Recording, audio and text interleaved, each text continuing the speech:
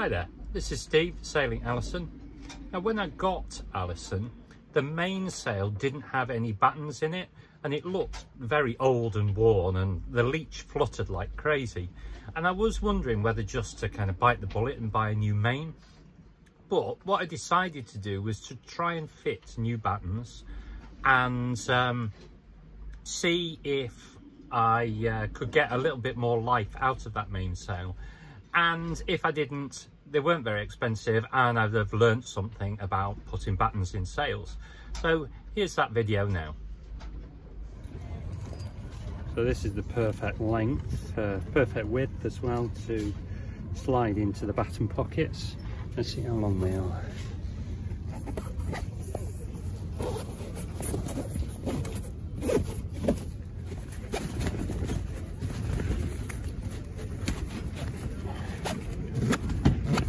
Okay, there we go. So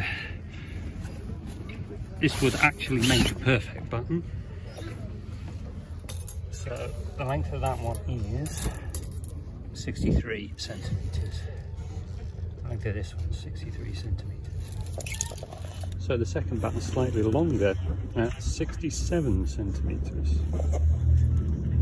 Yeah, the third batten is the same length at 67. The top batten is quite a bit shorter, looks like 52.5. After an extensive internet search, sail battens seem to be surprisingly hard to find on the internet. Then I located some, ordered them, and a few days later they were with me in Scarborough. Here's one of the battens. Arrived really quickly. Can't remember the name of the people that I bought it off, but yeah, I'll put a link in the description anyway. Very good.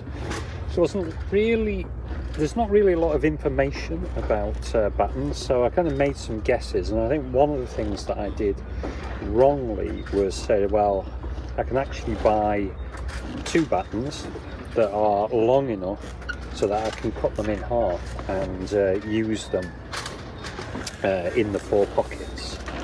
Now when I thought about it, of course, these are actually, they call them tapered, so they're thinner at one end than they are at the other. Obviously when I thought about it, took me a while, they're thinner at the luff end, so the end that's closest to the mast, and the reason for that is so that that's where, you know, there's most curvature on the sail. I've got these little end bits, that's the end that goes at the luff, and then we've got another different size thing, which is this, which goes at the leech end. There are various different shapes of things for the leech, but because this sail is very old-fashioned design, and what you do is you sew it into there, so I decided to get that shape.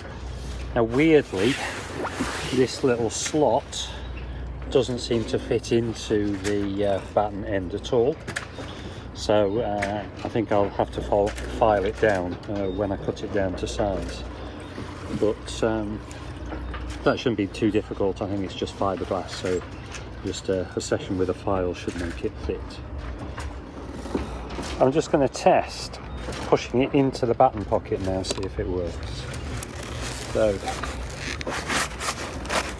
there we go. Here we go. Quite rocky in the harbour here today. So you can see it slid in quite nicely. And this is it all the way in. That's the end of the pocket there. Goes out to here. So the other end will just go in there, cut the whole thing so that this hole here is coincident with that hole there, and then I can actually just sew it into place. Now I have seen one video on putting the battens in this way, and what they did was they sewed through and then sewed sort of around both sides.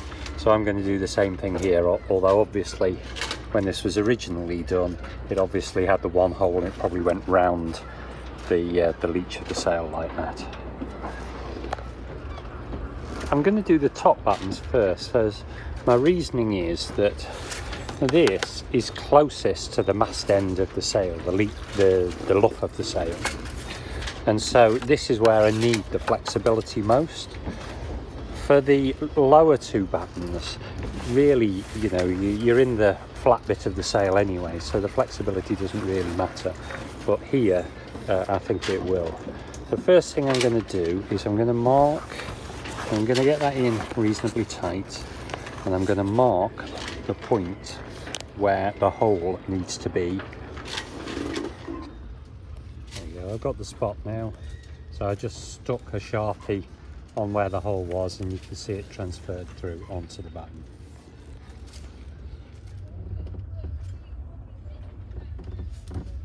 Next thing is to place this end over the hole, and then I'm going to mark where the end of the end piece comes. So it comes just there. Okay. Next, I'm going to use the micrometer, my micrometer, just to measure the depth of this. So you can see it's got like a little spike pushing out the bottom. So if I push that in there,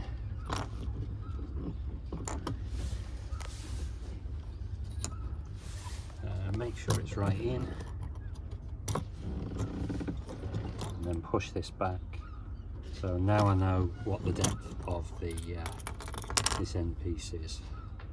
So if I now put that there, okay, so I'm going to put that there.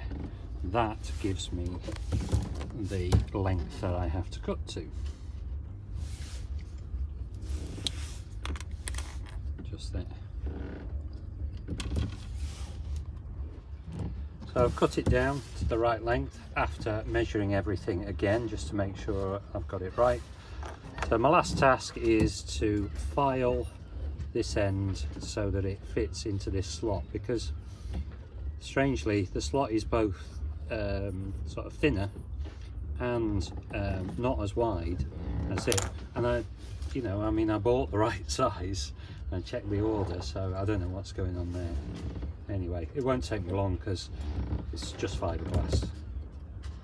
And like the sawing, I'm not going to show you a guy filing something down. It's not that exciting. 5 minutes of filing, and I've got the end piece on. Let's see how it looks when it's in the sail.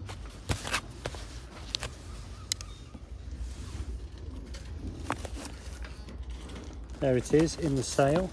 If I push it home, you can hopefully just see in the middle of there that there's the other hole. So this is perfect length. All I need to do now is sew this into place. I'm going to use my speed stitcher to sew the batten into the sail. This is the first one I'm doing. I've decided to give it a go at going over the end of the batten, because I think that's how it was done before, so see how that goes anyway. Hopefully it won't tear through the sail.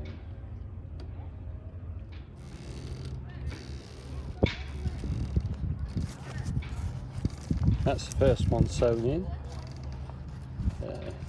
Hopefully that will do the job, but we'll only know when we're out sailing. On to the next now. Here's the second batten in place, and just checking. Don't know if you can see that, but the hole is right in the middle of where the thread hole is. So yeah, managed to get it just about right again. I'm going to sew this one in now. On to the third one. So what I did was bought two of these battens, thinking that I could cut them in half and make 4 out of them. May have been the wrong decision in hindsight, because I didn't really realise the extent to which they were tapered towards the luff end. So I'm using the thick portion in the bottom two battens on the sail. So I think that the fact that they're going to be a bit stiffer than kind of designed is probably going to be okay, because that portion of the sail is going to be straight anyway.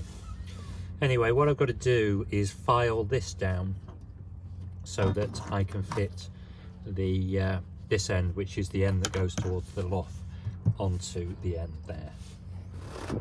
That's the luff end on.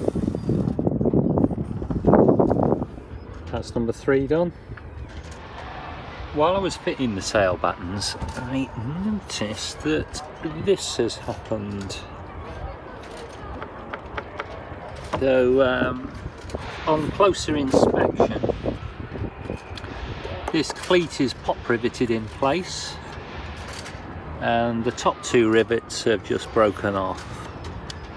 So what I'm going to do today is drill these out so I can remove the whole thing.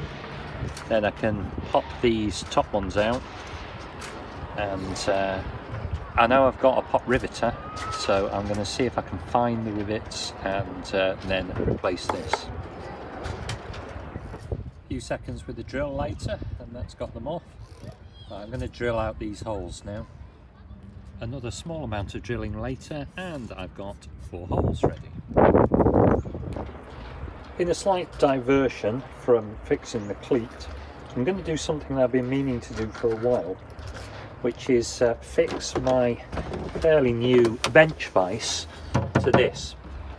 So this is one of the locker covers that's underneath the seat on the starboard side, and so I thought, well, if I can bolt this down, then it's a kind of good work table.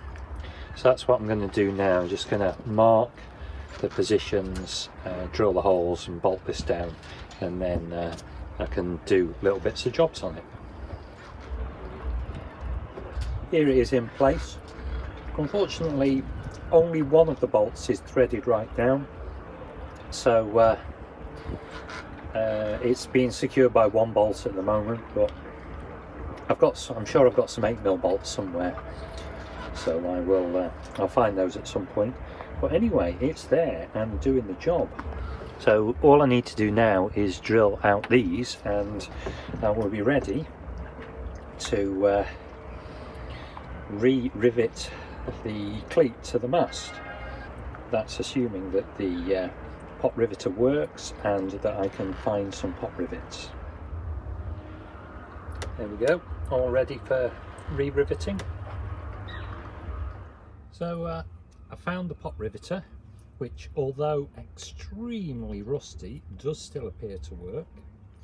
And amazingly, I've found exactly 4 of the rivets that I need.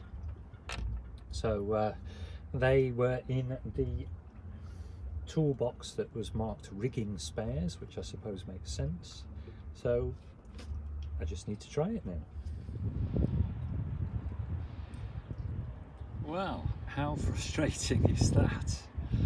So the pop riveter worked just well enough so that I can't pull the rivet out, but then stopped working.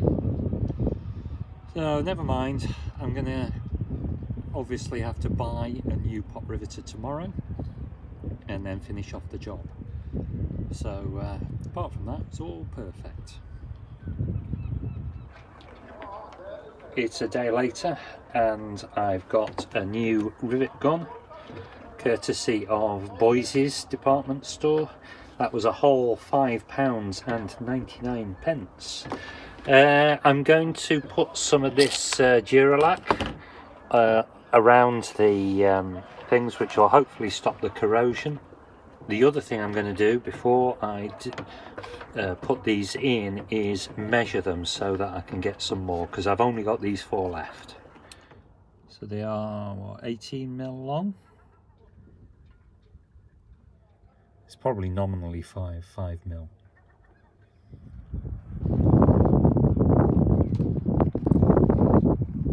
Job done.